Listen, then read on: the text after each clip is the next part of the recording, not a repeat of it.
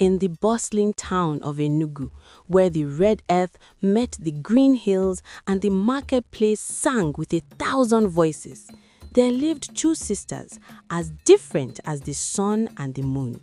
The elder was named Ada, which means first daughter, and she carried the weight of that title with grace. Her younger sister was called Nkechi, meaning gift of God, though some whispered she was more like a test from the ancestors. Ada was known throughout the land for her kindness. She shared her last bowl of gari with beggars at her gate. She plaited the hair of old women who could no longer lift their arms. When the rains failed and hunger stalked the village, Ada gave away half her father's yam ban to those in need, even though it meant her own family would eat less.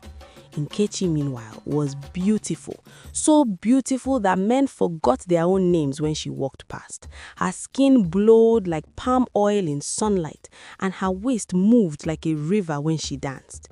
But beauty without character, the elders said, is like a flower without fragrance.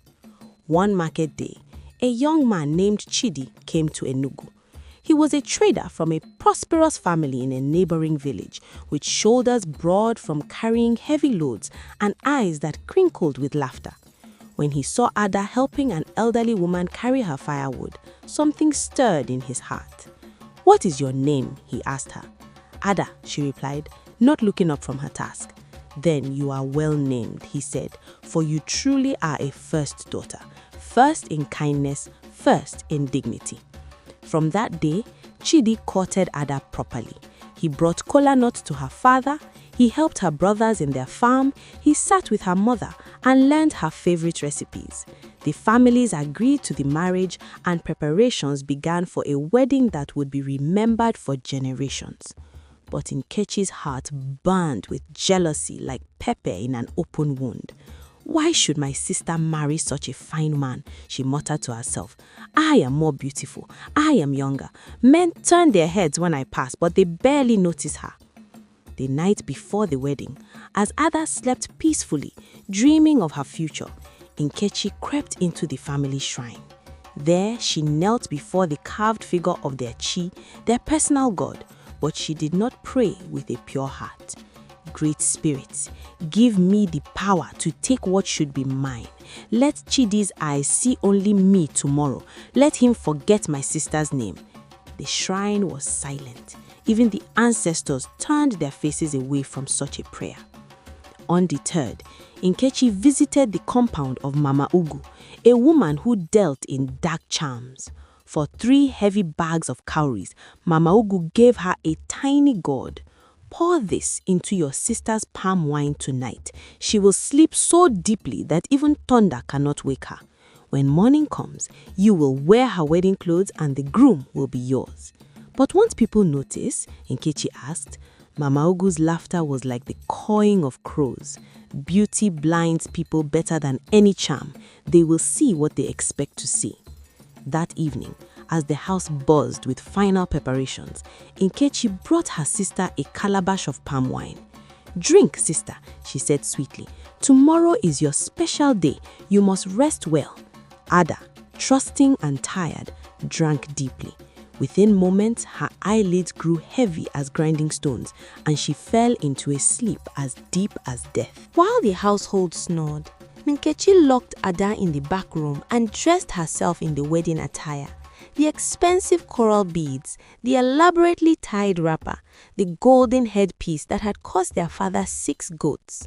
She practiced Ada's gentle smile in the bronze mirror until she almost believed she was her sister. When dawn broke over Enugu, announcing the wedding day with cockcrow and morning mist, it was Nkechi who emerged from Ada's room. Her mother, busy with 1,000 tasks, barely glanced at her. "Ada, my daughter, you look beautiful. Come, we must hurry to the church." The wedding procession wound through the village like a colorful snake. Drummers drummed, dancers danced, and children threw flowers. Nkechi's heart raced with triumph as she approached the church where Chidi waited. But here is where the ancestors intervened, for they do not sleep when injustice walks in daylight. As Nkechi reached the church entrance, a sudden wind arose. Not the gentle breeze of morning, but a wind that tasted of red earth and ancient justice. It whipped around Nkechi, tugging at her wrapper, pulling at her headpiece. "What is this?" people murmured, looking at the sky, which had been clear moments before. The wind grew stronger, and with it came a voice. Not a human voice, but something older, deeper, that seemed to rise from the very ground beneath their feet. Nkechi stumbled, her eyes wide with terror. The coral beads around her neck began to heat up, growing hotter and hotter until she cried out in pain and tore them off. The wrapper unwound itself from her waist as if pulled by invisible hands. "It is I!" she shrieked. "I am Nkechi! I wanted what was hers! I wanted to be chosen!" The crowd gasped. Chidi stood frozen at the altar, his face a mask of horror and confusion. "Where is Ada? What have you done with my bride?" At that moment, Ada awoke in the locked room, the charm's power broken by the ancestors' intervention. She heard the commotion and began to pound on the door. Her brothers heard and broke it down, finding her still in her sleeping cloth, dazed and confused. When Ada arrived at the church, her hair uncombed, her face bare of makeup, still in her night clothes, the truth poured out like water from a broken pot. Nkechi confessed everything: the jealousy, the visit to Mama Ugu, the sleeping charm, the deception. The elders gathered in an emergency council. This was not just a family matter, but a violation of sacred law. To impersonate someone at a wedding was to spit in the face of the ancestors themselves. Nkechi, the oldest elder, pronounced, his voice heavy with disappointment. "You have brought shame upon your family name. Your punishment is this. You must leave Enugu for 7 years. You will go to a distant village where no one knows you, and there you will learn the value of character over beauty, of patience over greed, of true worth over mere appearance." Nkechi wept bitter tears, but the judgment was final. She was taken away that very day, her beauty dimmed by shame, her future uncertain. As for Ada and Chidi, they were married that same week in a smaller ceremony, but one filled with genuine joy. The ancestors blessed their union, for it was built on truth and tested by trials. Years passed. Ada and Chidi prospered, and their home became known throughout Igbo land as a place of wisdom and hospitality. They had 5 children who inherited their mother's kindness and their father's steadfast heart. On the first day of the 8th year, a figure appeared at the compound gate. It was Nkechi, but transformed. The arrogance was gone from her eyes, replaced by humility.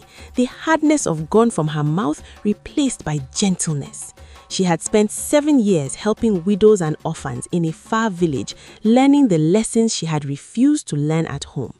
"Sister," Nkechi said, falling to her knees before Ada, "I have come to beg your forgiveness. I was a fool, blinded by jealousy and vanity. I tried to steal what was never meant for me, and in so doing, I nearly destroyed everything." Ada, whose heart had grown even larger with the years, helped her sister to her feet. "Nkechi, I forgave you long ago. Welcome home." That night, the family gathered for a feast of reconciliation, and as they shared kola nut and broke bread together, the old storytellers nodded their approval, for this tale would be told for generations. From that day forward, whenever young girls in Enugu grew jealous of their sisters or coveted what belonged to another, the mothers would gather them close and say, "Let me tell you the story of the 2 sisters, one who knew her worth and one who had to travel far to find it." The moral is, character is the true beauty that never fades. What is destined for you will find you, and what is not meant for you will destroy you if you try to take it. The ancestors see all, and justice, though sometimes slow, never fails to arrive.